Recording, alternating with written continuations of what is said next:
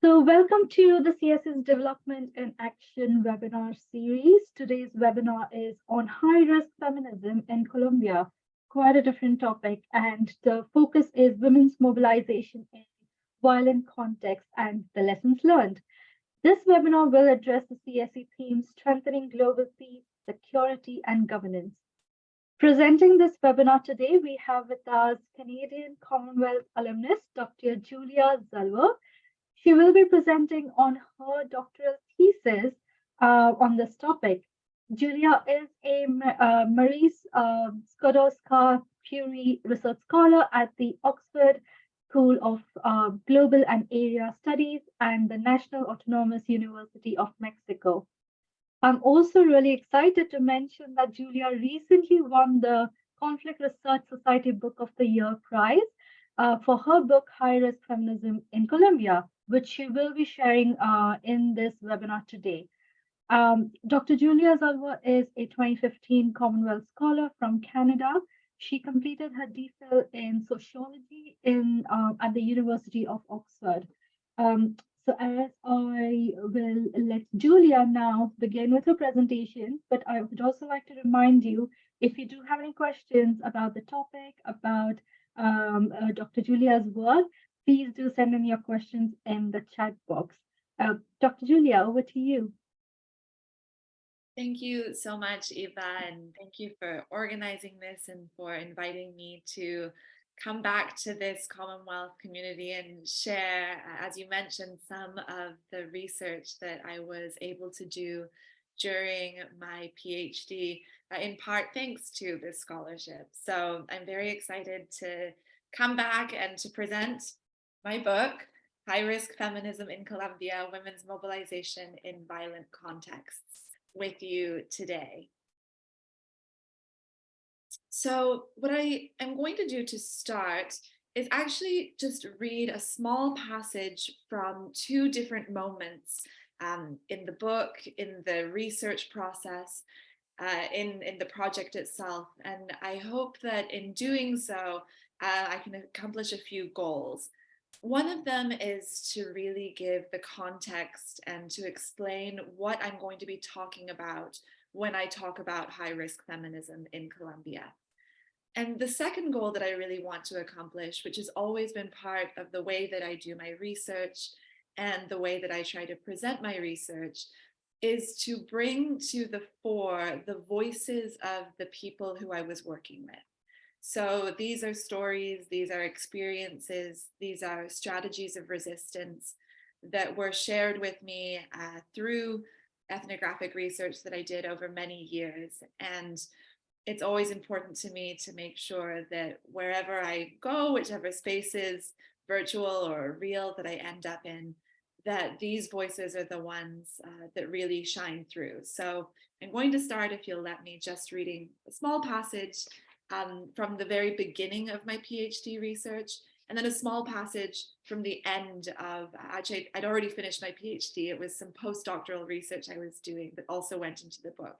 And then I'll get into the meat of the presentation. So this photo here was taken in, I think, about August, September 2016 in Barranquilla, which is a coastal city in Colombia. I'll read. Angela and I were sitting on a bus traveling from Turbaco to Barranquilla when she first decided to share her story with me.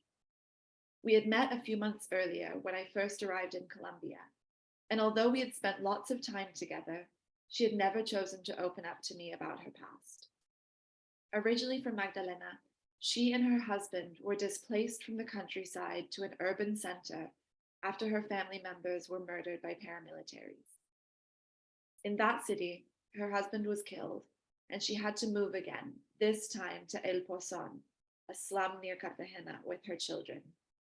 It was there that she joined the Liga de Mujeres Desplazadas, the League of Displaced Women, and moved to the City of Women.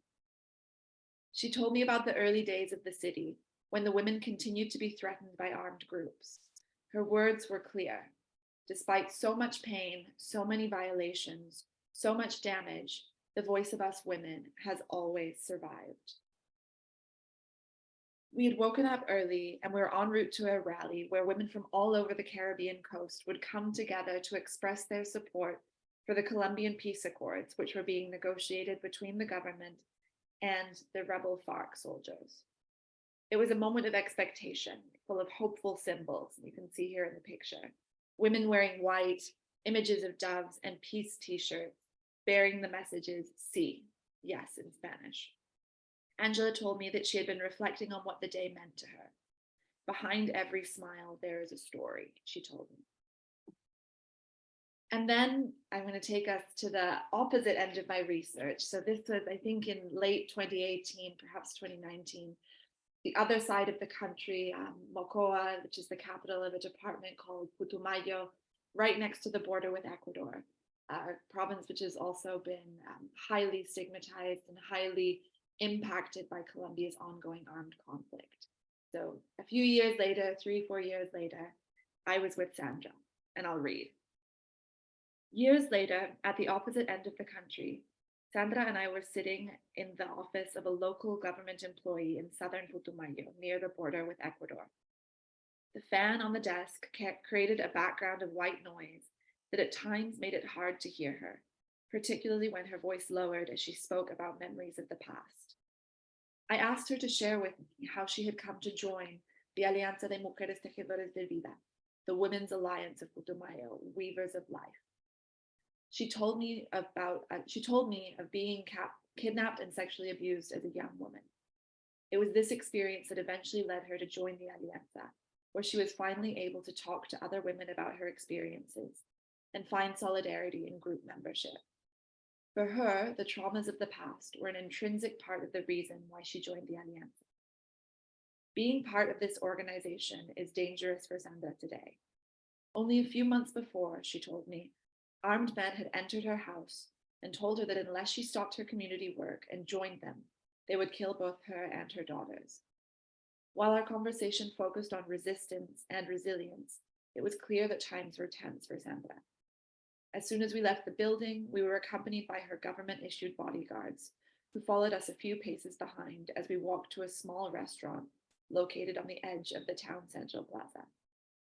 The next time I met up with Sandra, she was no longer living in this town in the south.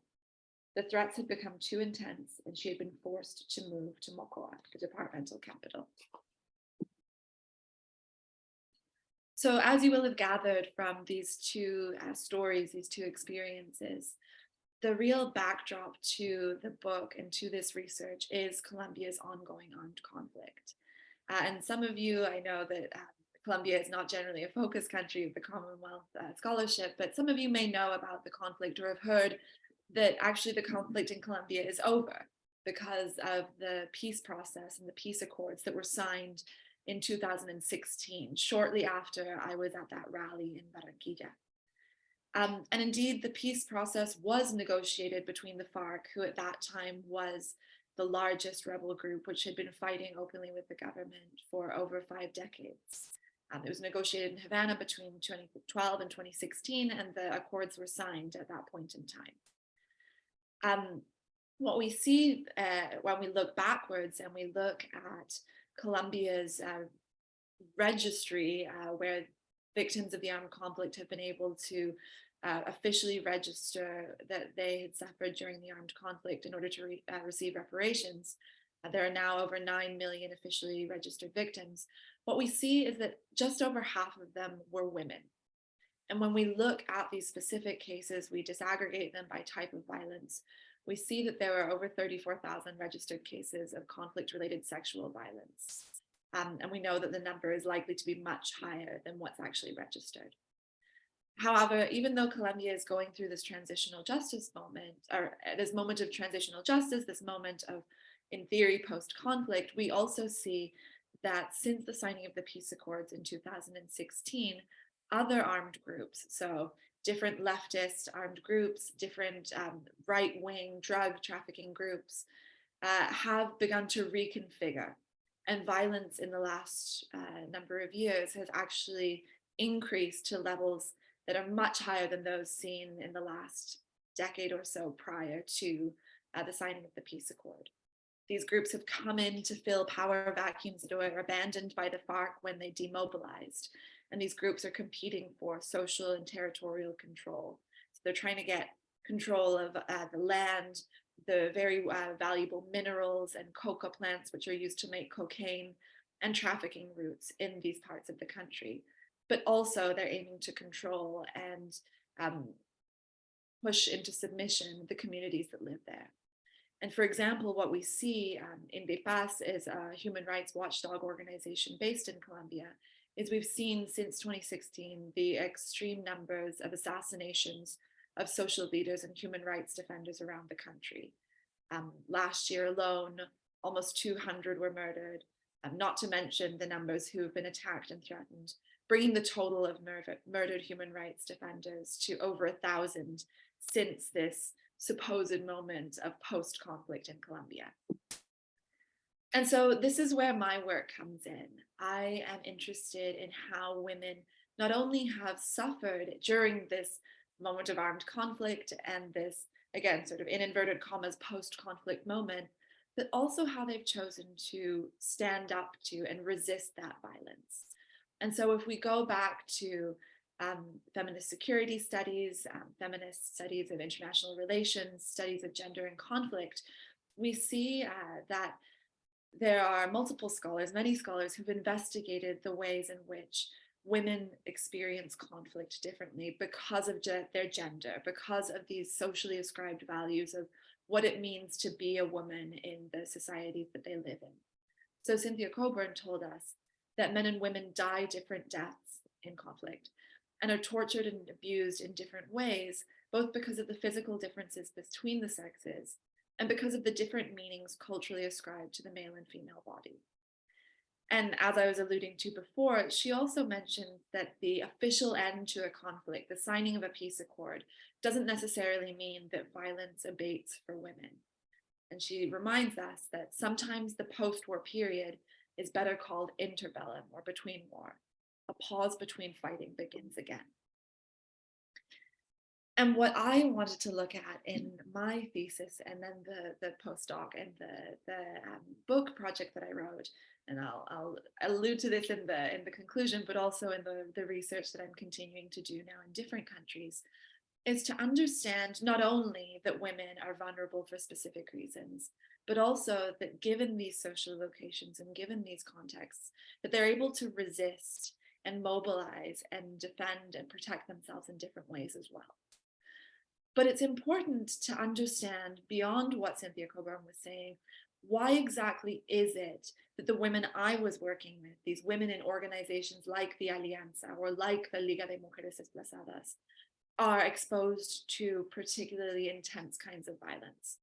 And so I, through research, found that there are 3 layers to the dimensions of this violence that they're experiencing. So one, just like anyone, they're daring to disturb the imposed social order by mobilizing against armed groups.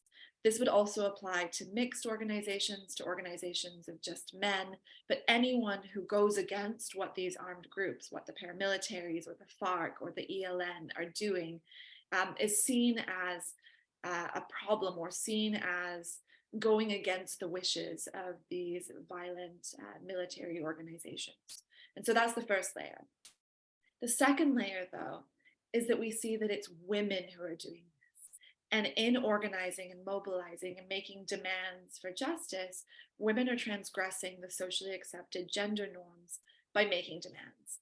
So not only is any group speaking out against an armed group, any kind of social organization, I mean, it's that they're women as well. And women's place in these communities is seen in very traditional terms. Women should be in the house, they should be taking care of children, they should be cooking, cleaning, they shouldn't be engaging in any public-facing activism, particularly when that goes against the imposed order by these armed groups. And then the third level, which applies to the women I've worked with, is that they're making demands for women's rights and gender justice. They're highlighting the very gendered nature of violence, as I was mentioning before. For example, conflict-related sexual violence. They're highlighting that this is taking place and being used as both a practice and a strategy of armed groups, shining a light on it, making it public. And so that's another reason why the work that they're doing exposes them to this violent retribution for the perceived transgression.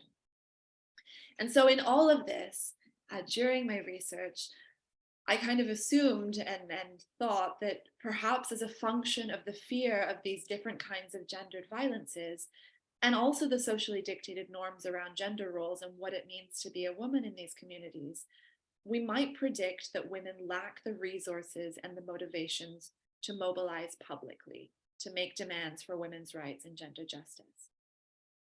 However, as I've now made quite clear, this wasn't the case. As I began to do my field work in different field sites across Colombia, I saw that women were very active in their communities, in their neighborhoods, online, in government offices, going to the Capitol to participate in marches and sit-ins and protests.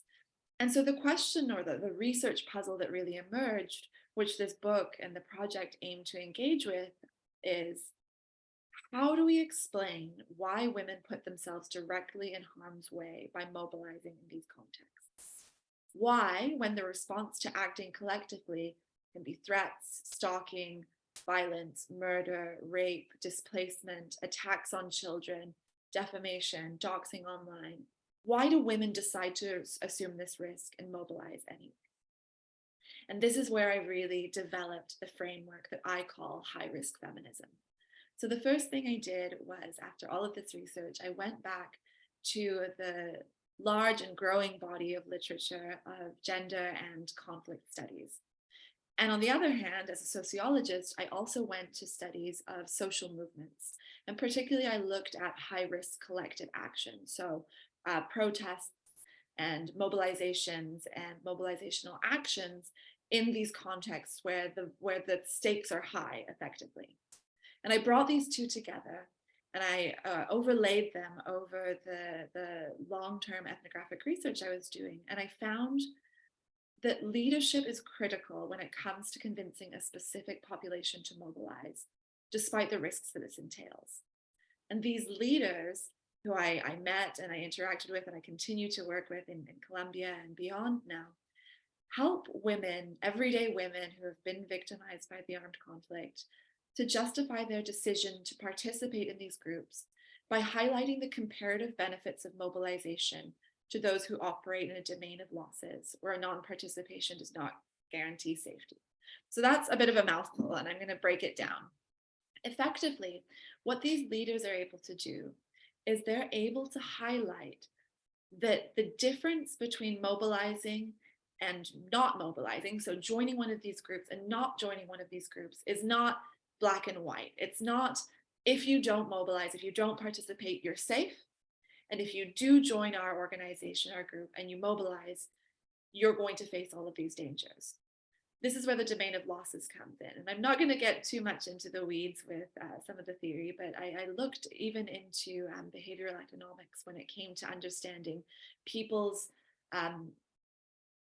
aversion to or willingness to take on certain levels of risk, depending on whether they're in a losing situation, a domain of losses, or a winning situation, a domain of gains. And so in this situation, living day to day in an armed conflict zone, the women are in a domain of losses. It means that simply being a woman, walking to the store, taking your kids to school, going around the neighborhood, you're already at a loss. You're already at risk of violence simply for being a woman doing nothing transgressive. And so that's what I mean when I say that not participating doesn't mean you're safe. Not participating means that you're still a woman who's at risk of conflict-related gender-based violence in the context of an ongoing war where women and their bodies are used as sites of war. Mobilizing, joining an organization, joining the Liga, joining the Alianza, absolutely does expose you to more violence and more retributive violence because of those three layers I was mentioning before.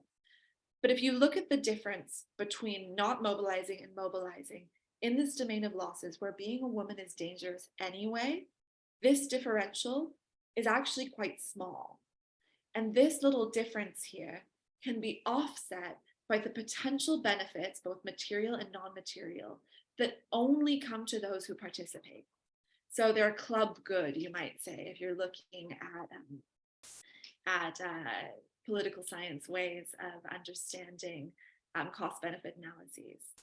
And so what that means is these material and non-material benefits that only come to those who participate, when framed by a leader in a specific way, justify participation in this high-risk collective action. And so what are these benefits? The material benefits, for example, come with group membership. So being part of a group, you can apply, for example, for collective reparations to the country's transitional justice system. Or you can apply to international organizations for money and funds to build certain projects, as I'm going to discuss in the examples coming up. Or you can go before, as some of the organizations I work with did and do, different international bodies. So for example, the Inter-American Court and Commission on Human Rights, to take your cases beyond the national level to the international system to try and get some redress for the violences that you've suffered. And these material benefits only come to those who participate. On the non-material side, or perhaps the psychological side, what we also see is that there are psychological benefits that come from feelings of solidarity.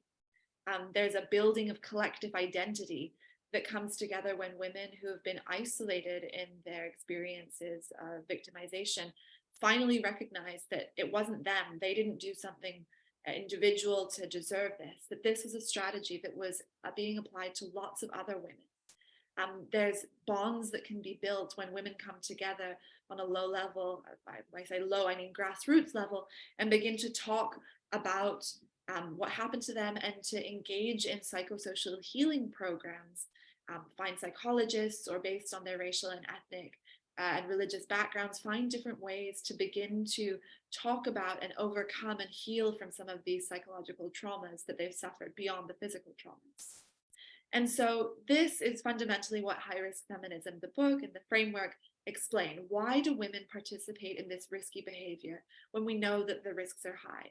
And what I effectively show through the different cases, which now I'll get into, is that the risks, while they are absolutely high, become much more justifiable or understandable when we see it in terms of the risks that are associated with simply being and existing in a conflict zone, and the potential benefits that can come from group membership.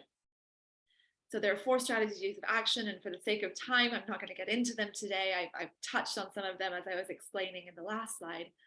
But using these 4 strategies of action, or pillars of action, the women who participate in these organizations contest their violent surroundings and demand a more gender-just society. They turn their fear into anger and resistance, which shifts their perspectives on risk-taking. So now the examples, the colorful bits. I will go through these quite quickly, but in the book, which at the end, hopefully I'll be able to share the link in case you're interested in reading more, each of the empirical chapters focuses on these cases. So the first chapter, after the theory and the framing, is about a town called Turbaco in Bolivar, which is in the very north. So this is where I was with Angela and many other women in the Liga de Mujeres Desplazadas, the League of Displaced Women. These women, like Angela, were displaced from all over the Caribbean coast, and they found themselves in a slum outside Cartagena. If any of you have heard of Cartagena, it's a town in Colombia that's an incredibly touristy town. It's a beautiful colonial historical center, but the minute you get outside those walls, it really is a different reality, and it's a receptor city for hundreds of thousands of displaced people from Colombia's armed conflict. So these women came together, often newly widowed, into this slum in Pozon, and they began to talk to each other and they began to chat. But a very special leader, Patricia Guerrero, a lawyer, one day showed up, and this lawyer began to talk to women not only about their shared experiences of victimization, but also about their rights as women, as victims of the armed conflict, and explain this gender dimension of why they suffered what they'd suffered. And so she began to draw on her networks to come together and ask these women, what is it that you want? What would help you feel as though you can go back to living a dignified life? Those were her words. Una vida digna, a dignified life. And all of them said, we want a home. We've been displaced from our homes. We want a home that's ours, that we can't be kicked out of. And so they were able to make connections with international organizations, apply for money, and build the Ciudad de las Mujeres, the city of women. They bought a piece of land outside the city. They learned how to hire the correct builders. They learned how to level the ground, how to make bricks, how to draw up plans. And they, over the next few years, built this small little neighborhood, which has around 100 houses, where all of these women and their families and their children could go and live, but the women owned the deeds to the houses, the titles to the houses. And they were able to create this space, this example of peaceful resistance in the middle of a conflict zone. However, in doing this and building the city of women, they continued to be exposed to ongoing violence because they were showing a strong example of social cohesion and of women's solidarity. And the armed groups, in this case, the paramilitaries in the north of the country, didn't like that this organization was being successful, was having success, was showing to other organizations that coming together and mobilizing actually can be successful. So during the process of building the city, there was ongoing stalking, there were ongoing sexual attacks, and there were a number of murders to try and prevent the women from building the city. However, they persisted, they continued to work, and this is where I was doing my field work in 2015 and 2016, and I've continued to maintain a relationship with these women over the years. They live there, they continue absolutely to struggle, but they now feel as though this dignified life, this vision of a dignified life, in some ways, they've taken it back. And this is one of the examples, or the first example that I engage in, of high-risk feminism in Colombia. I'm actually not going to go into this second example. It's another example of successful high-risk feminism with an organization of Afro-Colombian women who were displaced from Colombia's Pacific coast. Instead, I'll use it to, again, plug that perhaps you seek out the book. There's a whole chapter on it. But just in the sake of time, I'm going to move forward with the third example I was going to talk about today, and that I began with in the case of Sandra. So the case of the Alianza de Mujeres Tejedoras de Vida, the alliance of women who weave life in the south of the country, is another very positive example of high-risk feminism in Colombia. In the very south of the country, it's a huge coca growing region, which is the plant that is used to be processed into cocaine and shipped northwards to the United States and Canada and to Europe. And this means it's a very valuable territory for armed groups. And particularly in the late 90s and early 2000s, it was the epicenter of extreme and violent battles between the leftist guerrillas, the FARC, who I mentioned earlier, and the right-wing paramilitaries, the AUC, with support from the Colombian state and the Colombian government, who was trying to squish out subversives. And in the middle of this extremely violent context, an organization of women led by a woman called Doña Fatima Muriel began to see that women were suffering disproportionately and in gendered ways in this context. And so they began quietly to meet, quietly to form small groups, quietly to support each other, for example, when men were killed and women were left to support their families economically and become the heads of household. And they began to organize and talk about what was happening to them. And then over time, they began to be a little bit more public in their actions. So they would go, for example, when armed groups kidnapped children, and they would go as mothers and ask for the children to be returned from them. They'd go to the commanders, they'd go to the rebel camps, and they'd ask for their kids to be returned. Or, for example, they'd work with lawyers and they would denounce to the state, to the different state mechanisms through existing laws, the different kinds of violences they were suffering.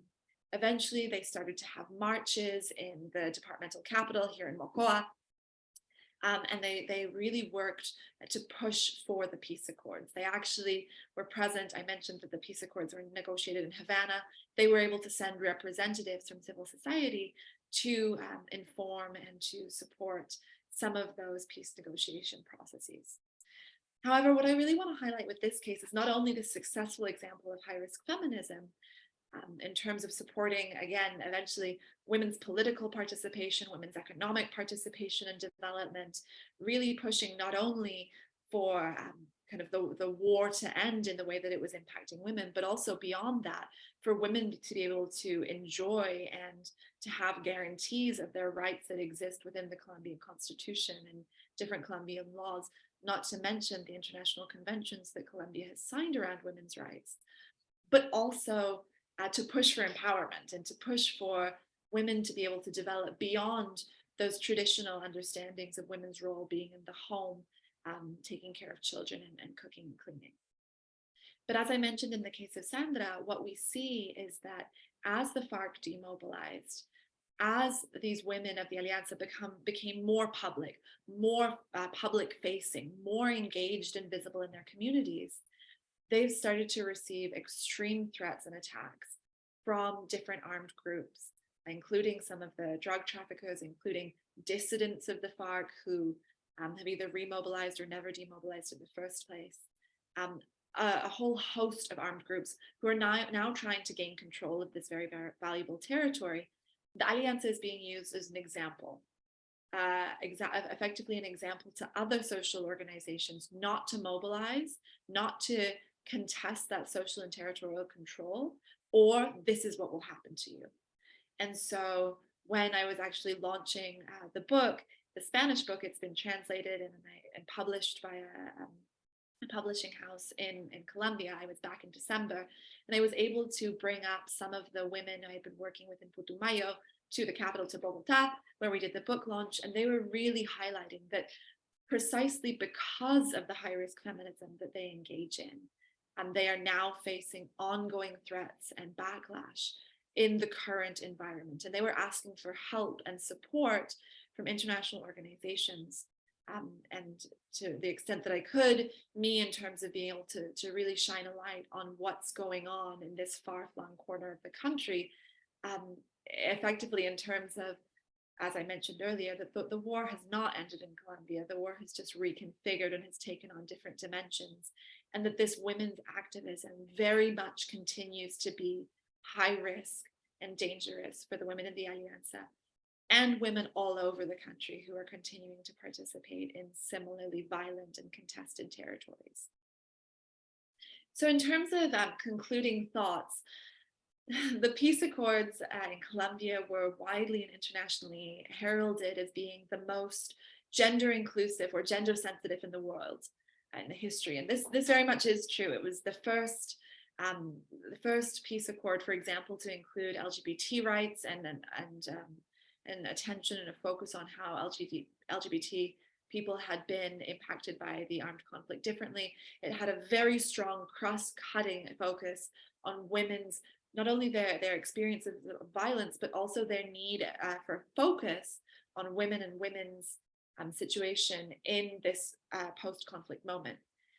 However, since the peace accords were signed in 2016, the gender provisions have not been 32% have not been initiated, and 40% have only been initiated or implemented to a minimum level. This was July 2020.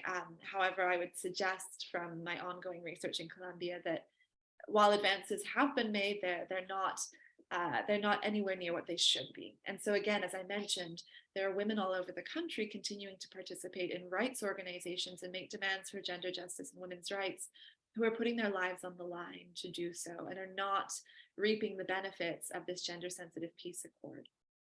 I don't want to end on too negative a note, however, and so I think there is hope for a future, particularly with this new government, which is just coming up to 1 year in office.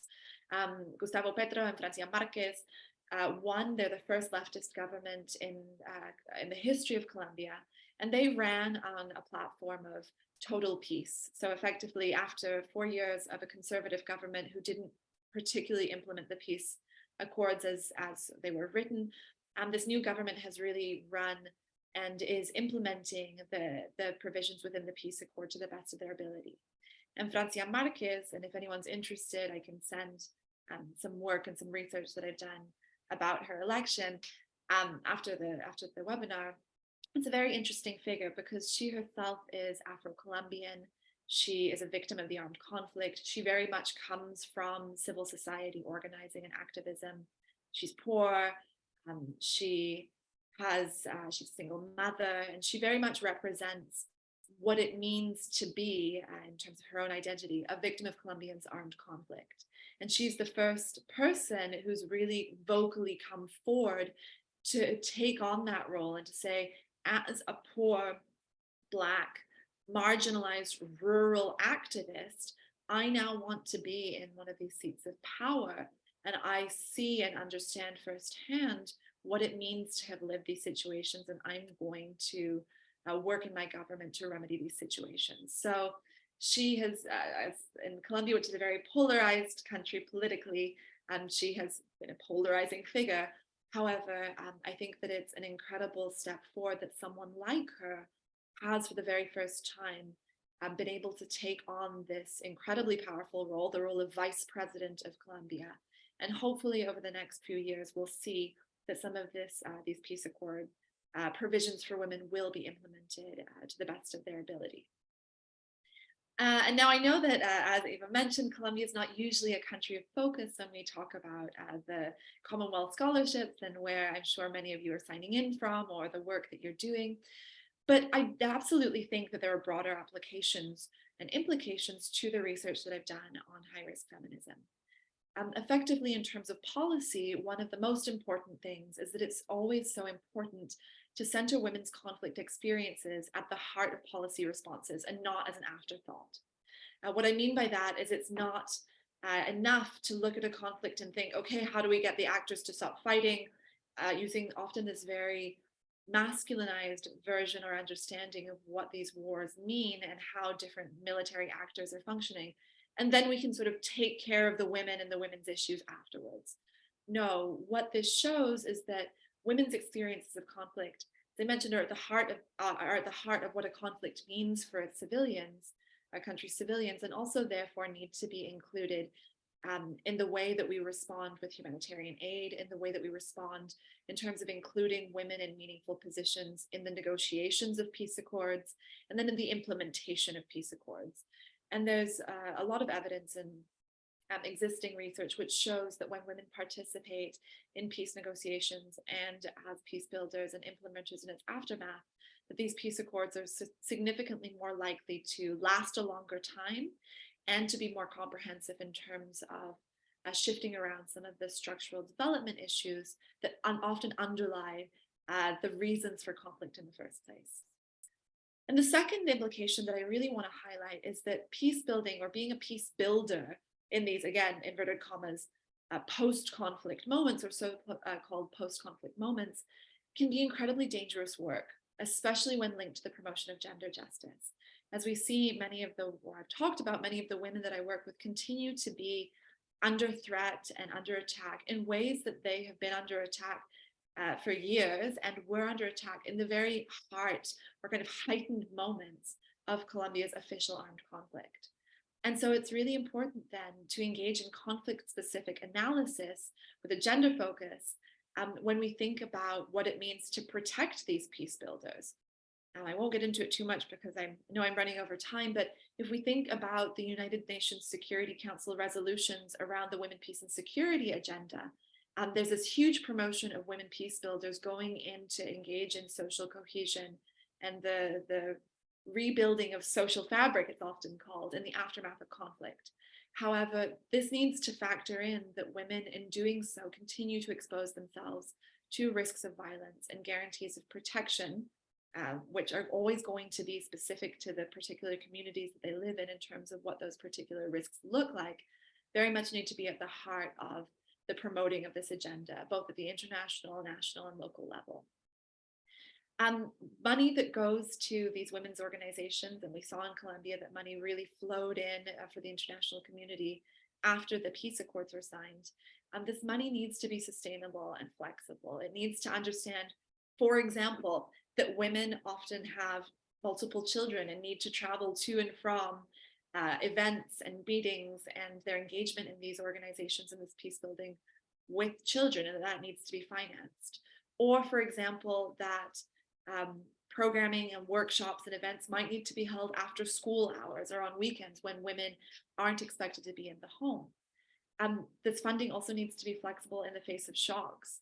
So we saw that the pandemic, which sent women into their homes, into their physical houses, there needs to be flexibility around funders who have specific objectives and specific outcomes for these projects that they run. There needs to be flexibility and a willingness to adapt to the fact that conflicts shift and reconfigure over time, and that perhaps when a project is applied for 6 months, a year and a half later, the realities are different and the needs are different. And so there's some really fantastic work that's done, for example, by Canada's Equality Fund, by Mama Cash, by other feminist funding organizations that really looks to understand what it means to fund these women's organizations in a feminist way. And I think just to round off this presentation, the findings of high-risk feminism are applicable not only in Colombia, but I do think in other conflicts around the world.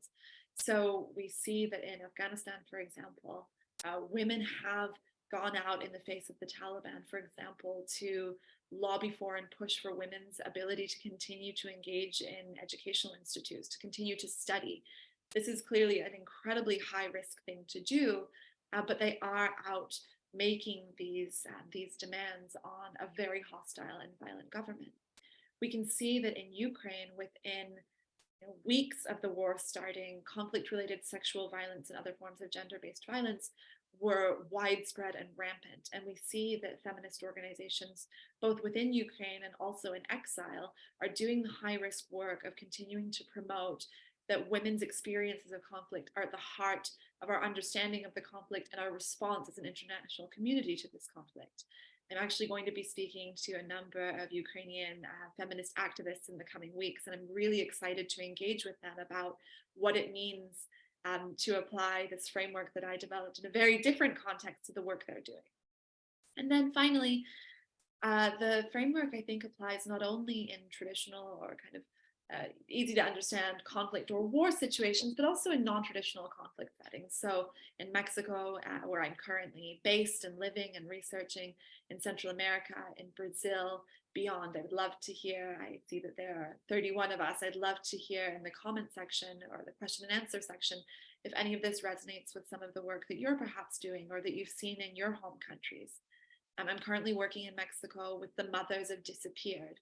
Mexico has over 110,000 officially missing people in this protracted war between the government and various criminal and drug trafficking organizations.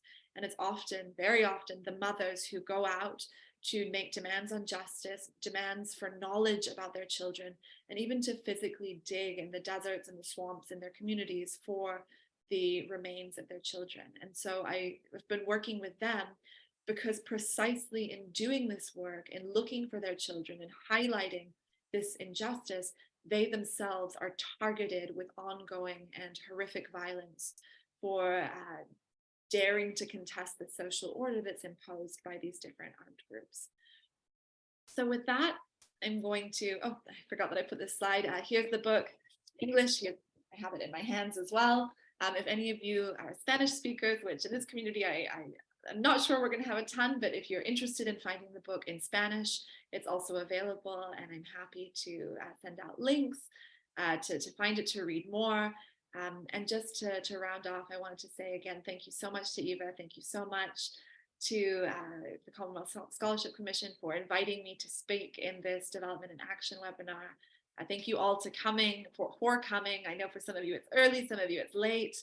And I'm just really grateful to be able to share this research that was in part funded by and supported by this incredible community with all of you today. So I'll switch to question and answers and let Eva generate some of the questions for me. Thank you so much. Sure, thank you so much, Julia. I think it was so insightful, and I'm so curious about the information shared in the book that I want my hands on the book right now. I hope I do get to read your book, but thank you so much for sharing your research study with us on high-risk feminism and also sharing the voices of of the women in Colombia based on your extensive grassroots work within the region. I think it was also great to understand women's movements and why women are part of high risk collective action in Colombia.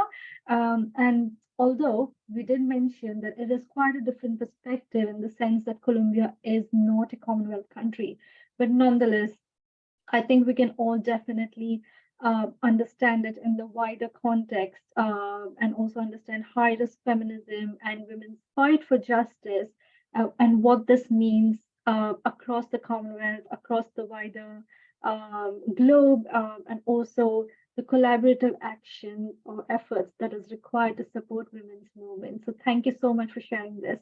Um, I'm ready to open the Q&A session now for the attendees. If you have any questions, please do share in the chat box. I can see one question in the chat box, but I'd also like to appreciate everyone who has sent in their questions in advance via the registration form. So I'm happy to raise some of these questions that we have received in advance. Julia, when you're ready, I can start with the questions. Perfect. So the first question is, what is your view on the manifestation of the women gender in right of contemporary activism on rights and freedom? Thanks for the question. I mean, I think that we've seen that women have been mobilizing for many years around different kinds of rights. So I mean, we saw 150 years ago, women mobilizing for the vote. We've seen women mobilizing around sexual and reproductive rights. We've seen women mobilizing around labor rights. And so I don't know that what we're seeing in the book that I wrote and the research I did is necessarily anything new. What I will say often is that there's not necessarily a focus, although this is decreasingly the case. There's not always a focus on women in this role as agents, and this role as pushing back against victimization. Often, particularly in conflict settings, we see and talk about women and children kind of bundled into this category, and thinking about them as victims of armed conflict, as those who suffer in armed conflict. And absolutely that's the case. But increasing research is looking at how women are actors as well. Sometimes they can even be perpetrators. I've talked about this entire Colombian case without mentioning that the FARC, the leftist guerrilla rebel group that I was mentioning, about 30% of their ranks was made up by women. And so we do see that women participate as soldiers, that women participate as rebels. And what I try to highlight in my book is that women can actually participate as members of civil society who contest or who push back against that victimization. And so I'm not sure that I entirely understood the question, but all of this is to say that there's a long history of women's mobilization and women taking on these different kinds of risks or different levels of exposure in order to push for the right to vote, to work, to protect themselves in settings of conflict, for rights to bodily autonomy. And we see this around the world. And I think that in the last few years, we absolutely have seen, for example, with the Me Too movement or the right to sexual and reproductive health in Latin America, the Marea Verde, the Green Tide, we've seen that these mobilizations are gaining momentum, they're gaining international recognition, and they're reaching a critical mass in terms of really being able to push for policy and legal changes in the different countries where these women are making these demands and these advances. So I think that overall we are seeing, as I say, this groundswell of engagement that is allowing us to come to a critical mass whereby these issues very much are within the public eye and much more in public consciousness than they were, say, 10, 15, 20 years ago. Thank you so much for your response, Julia. I think the next question is quite interesting, and I think you briefly touched upon part of it towards the end of your presentation. The question is, what steps have been taken to ensure the inclusivity of diverse voices within high-risk high-risk feminist activism in Colombia. You did mention about LGBT plus rights, so I'm not sure if this is within that context, but I would like to hear more your thoughts about this. That's another great question. And I think because sadly I talked too much, I had to skip over that second example of mobilis. But one of the things I really do try to talk about within the book is this diversity of what feminism means. Yeah. Actually, I had a very interesting conversation during fieldwork that I discuss in that chapter on mobilis with the leader, Maria Eugenia Urrutia, who's the leader of this Afro-Colombian women's organization, about what feminism means. Using the word feminism in Latin America, as in many countries, can still be controversial. It was, even calling the book high-risk feminism was the product of many debates about whether or not I should use that word, strategically speaking. And when I was speaking to Maria Eugenia, I asked her, did she consider her organization feminist? And she kind of looked at me and thought about it for a minute and said, well, yeah, we're feminists, but not in the way that you're a feminist. And I thought, like, oh, well, what does that mean? And she said, we're not suit wearing feminists. And I thought, well, I'm not wearing a suit. But what she meant is she saw me, she saw that I came from a different country, that I came from the global north, that I'm of a white background. And I'm just so different in her mind, or the feminism that I represented, which for her would be much more liberal Western feminism, was so different from what she and her organization thought about, which very much is this intersection between their racial and ethnic background as part of the Afro-Colombian population, who are also women, who are also engaging in women's rights, but from a very different perspective. And so throughout the book, I really try to highlight what that diversity looks like, whether that is racial and ethnic in terms of talking about indigenous visions of perhaps decolonial styles of feminism, whether it comes from Afro-Colombian feminisms, whether it comes from rural versus urban understandings of what that means, what it means to embody women's rights and gender justice, what that whole cosmovision looks like, thinking along axes of class, of geography, of ability and disability, of sexual orientation and gender identity.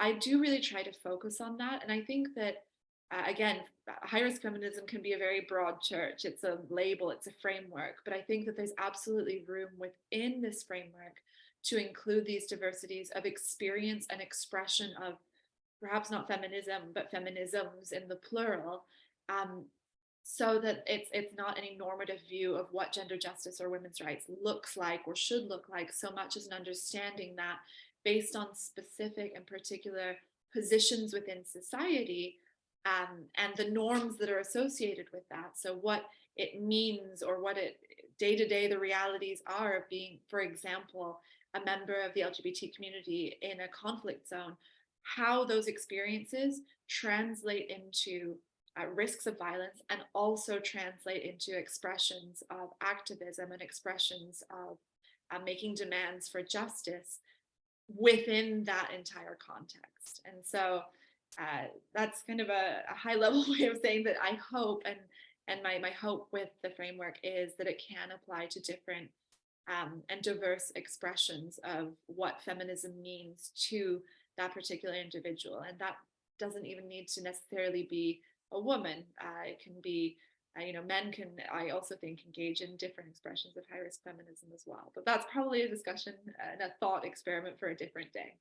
Definitely. I mean, it does have multi-layers, and such an interesting response to ponder what feminism can mean to you and me can mean something completely different to somebody else. Thank you so much for your response. All right, so I'm going to look at the chat box now to raise a few questions that have come in. There's a question on if the slides will be shared. So as I mentioned, the webinar is being recorded. I will be sharing it will be published on CSE's YouTube channel, and this will be published on CSE's social media as well, in terms of when the link is out. So the question in the chat box is, How are the women mobilizing to influence policy against violence towards the women? And what steps have been made to that regard? So thanks so much for this question, Josephine. When I was talking earlier about the 4 different pillars or strategies that I didn't get into because I didn't want to overwhelm with kind of sociology theory, which is not necessarily the most interesting bit to talk about. One of the strategies that the women engage in, one of the 4 pillars that I discuss, is around legal framing. And so what that means is that women who participate in these organizations deliberately use legal language that comes from the state itself to frame what they're doing, to frame their demands. So they go to laws and court sentences and international laws and international agendas to show the state in its own language, and I say the state, I mean the Colombian government, in its own language, that the women have these rights and that the state has a responsibility to comply with those rights. So beyond, for example, this happened and I didn't like it, it's something happened to me, I was victimized in this way, and according, for example, to Colombia's law against violence against women, which is law 1257 from 2008, I have the rights to this kind of safety, I have the rights to this kind of redress, I have the rights to this kind of protection, and as the state, you owe that to me. And so using this particular style of mobilizing, this legal framing, they use, again, the actual words that the state and the institutions of the state have written down and signed their name to really highlight and put into sharp relief that these women have rights that need to be respected. And for example, if these rights are not respected, they can go, as I was mentioning earlier, to higher bodies. So they can go to international criminal courts. They can go to the Inter-American Commission on Human Rights and Court on Human Rights, as some of them have done, to really put pressure on the state to both prevent and respond to these kinds of violences, both inside, within the context of conflict, and kind of the day-to-day violences that women are experiencing, to really kind of put that pressure on. These women have also been involved in the drafting of and the kind of building out of some of these laws. So as I mentioned, the women from the Alianza participated in Havana with the negotiating teams with the FARC, who were writing up the peace accords, which then got constitutionally approved.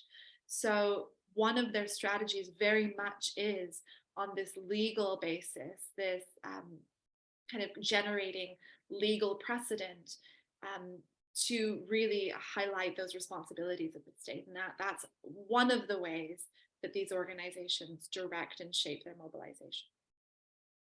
Quite a participatory approach, I would say. So interesting. All right. I know the time is up, but I have a very interesting question in the chat box, which I would like to raise.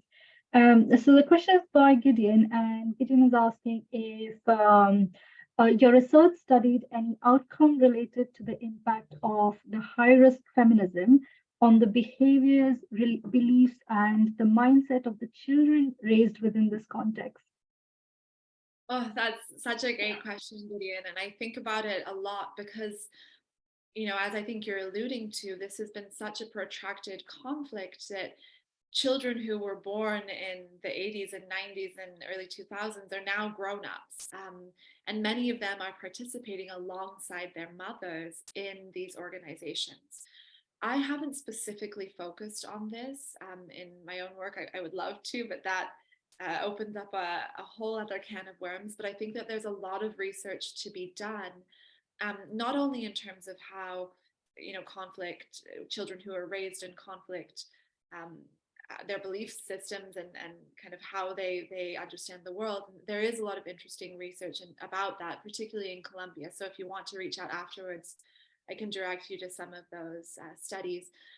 But what I haven't seen as much on is children who grew up with mothers who are mobilizing. What does that mean about their willingness to participate in this social activism? And I would say that for a lot of the mothers, they talk a lot about how important it is that their children grow up seeing their mothers in this role and how much they want their children to take up this mantle with them. You do see a lot of mother, grandmother, grandchild kind of combos or I did at least in the work I do. What I will say is that, very briefly, because I know we're over time, is that a lot of the much younger activism that I see is significantly more radical. So I do see, for example, whereas mothers were mobilizing more around conflict or around kind of day-to-day political and economic rights, you see that younger generations are mobilizing a lot more in the national protests that we saw a few years ago. They mobilize around rights to bodily autonomy, around reproductive rights, in a different and much more radical and interesting and diverse way. There's a lot more mobilizing online. There's a lot more digital activism. And so I think that would make the topic for a fantastic further study that I don't know that I'm going to do, but I would love to read it when it comes out. Definitely, definitely. And thank you so much, Gillian, for that question. Thank you so much, Julia, for responding to the questions that we have received today and in advance as well. If you would like to get in touch with Dr. Julia to know more about her book, about her research study, about her work in Colombia, please do get in touch with her. Her Twitter handle is on the screen, and so is her email address. You can also find Julia on LinkedIn. So please do connect with Julia to network, collaborate, ask any questions you may have around this research area. With this, I would like to end today's webinar. But before that, I would like to thank Julia for presenting your research study with us and for sharing the information that you have shared with us today on your book, on your research study. And for highlighting the challenges that women have been facing in Colombia and what this means to them. Thank you also to all the scholars and alumni who have joined this session today. I hope you found this useful. We do have webinars every month, so I hope to see you every month. But after this session, we will be getting in touch with you for a feedback, for your responses to the feedback survey. So please do send in your responses. But thank you so much, everyone, for joining us. And thank you, Julia. Any final words before we end the webinar, Julia?